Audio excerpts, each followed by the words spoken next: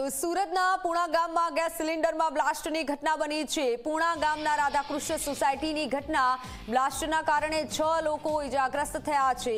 Gas લીકેજના કારણે જોરદાર ધડાકો થયો હતો। ભયાનક બ્લાસ્ટમાં ઘરની દિવાલ પણ તૂટી ગઈ હતી। પૂણા ગામની આ ઘટના બ્લાસ્ટના કારણે 6 લોકો ઇજાગ્રસ્ત થયા। સીસીટીવી એક જે વિડીયો સામે આવ્યો છે અકસ્માત બાદનો કે જેમાં અફરાતફરી મચી હોય તેવું જોવા મળી રહ્યું છે। એક્સક્લુસિવ દ્રશ્યો આપને ઝી 24 કલાક બતાવી રહ્યું છે। ભયાનક બ્લાસ્ટમાં ઘરની દિવાલ પણ તૂટી ગઈ હતી। સુરતના પૂણા ગામની આ ઘટના કે જ્યાં બ્લાસ્ટ થયો છે। ગેસ સિલિન્ડરમાં બ્લાસ્ટ થતા અફરાતફરી મચી હતી। ઘરનો સામાનને પણ નુકસાન પહોંચ્યું છે। વધુ માહિતી સાથે અમારા સંવાદદાતા ચેતન જોડાઈ ચૂક્યા છે। જી ચેતન।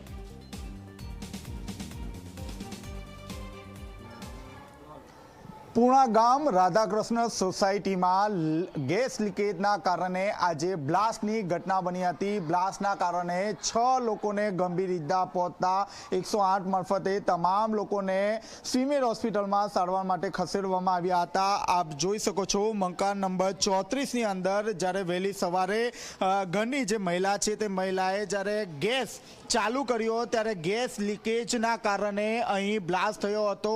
હું આપને જે દ્રશ્યો છે તે દ્રશ્યો બતાવવાનો પ્રયાસ કરીશ। જે નળી છે તે નળીમાં આ રીતે લીકેજ હોવાના કારણે ક્યાંક ને ક્યાંક બ્લાસ્ટ થયો હતો। બ્લાસ્ટના કારણે ઘરમાં સૂતેલા 6 જેટલા જે લોકો છે તે લોકો આ બ્લાસ્ટની ઝપેટમાં આવી ગયા હતા, જેને કારણે આ તમામ લોકો ગંભીર રીતે દાઝ્યા હતા અને ત્યારબાદ તેમને 108 મારફતે સુરતની સિવિલ હોસ્પિટલમાં ખસેડવામાં આવ્યા હતા।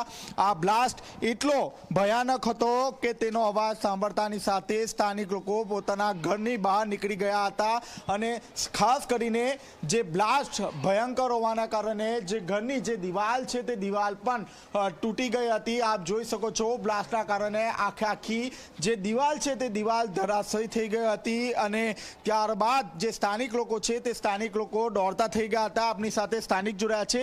जी क्या घटना बनी थी? बाटला ब्लास्ट हो गया था, गैस लीक होने के कारण यही घटना हुआ है।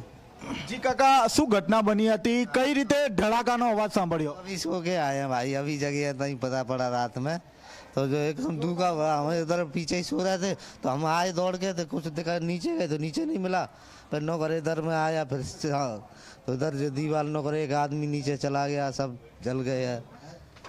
ये नहीं पता कैसे क्या हुआ है, सब जल गए वहाँ पे। क्या कैसे आवाज सुनी आपने? बहुत जोर का धमाका हुआ था। हमारी भी बिल्डिंग बाजू वाली भी हिल गई थी जोर से धमाके से। हमारी नींद खुली, हम तुरंत यहाँ पे भाग के आए हुए थे। कितने लोगों को ले गया? और बहुत लोग थे यहाँ पे, कम से कम 200-300 लोग हो गए थे इकट्ठे। नीचे लोग जल गए? 4-5 लोग थे, वो घर वाले सब जल गए। बच्चे थे, उनके माता पिता भी थे। जी હું આપને દ્રશ્યો બતાવવા માંગીશ। જે વોશરૂમ છે તે વોશરૂમમાં પણ એક પાડોશી જે યુવાન છે ત્યાં વોશરૂમમાં ગયો હતો, પરંતુ બ્લાસ્ટ એટલો ભયાનક હતો કે જે પાછળની જે દિવાલ છે તે દિવાલ તૂટી ગઈ હતી અને આ જે યુવાન છે તે યુવાન અહીંથી નીચે લટકી પડ્યો હતો। ત્યારબાદ ફાયર વિભાગની જે ટીમ છે તે ટીમ ઘટના સ્થળે દોડી આવી હતી અને આગ પર કાબુ મેળવવાનો પ્રયાસ કર્યો હતો।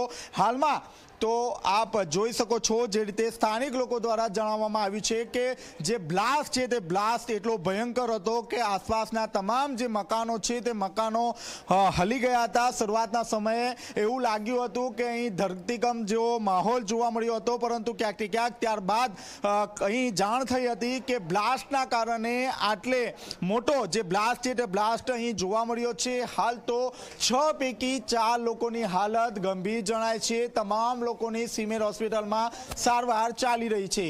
કેમેરામેન વિજય વેસાણે સાથે ચેતન પટેલ, ઝી મીડિયા, સુરત। તો ગેસ લીકેજના કારણે બ્લાસ્ટ થયો હોવાનું સામે આવ્યું છે। બ્લાસ્ટ થતાની સાથે ઘર વખરીને પણ નુકસાન પહોંચ્યું છે।